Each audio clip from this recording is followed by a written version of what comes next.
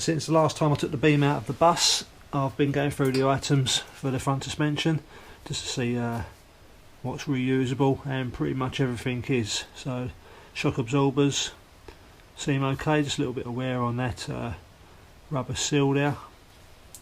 I'm not sure if I can actually get a replacement, but I think I'll be able to recondition them, tidy them up a bit, make them look a bit better. Springs are okay. The boots for the drag link ball joints totally shot, but I've got those in, so I'll just replace the boots on them. Ball joints are okay.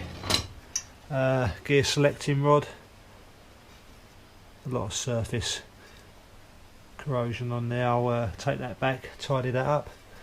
Beam itself, ball joints seem okay, didn't appear to be any play in either end of those. I believe the actual beam went in 2008, something like that, and the lowering kit was in the same year, so that's not too bad. But to show you the damage underneath the bus now.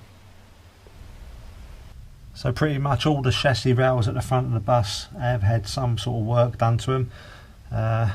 We've got lap welds pretty much everywhere really, holes forming there underneath.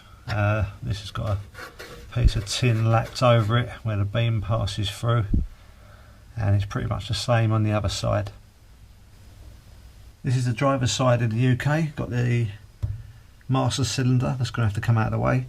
Got that quite a large cavity going on there.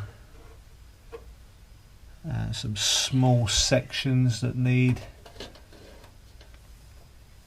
some pieces let in there. And the front, you can see that it's a bit dark. This complete beam's gone. I think I showed that in the last video. So the next thing on the list to do will be to get as much out of the way as I can. Master cylinder, as I say, has got to come out, and I'll size up what I'm going to have to do, whether it be a complete new section let in or some smaller box sections made up. But it looks like steering box has got to come out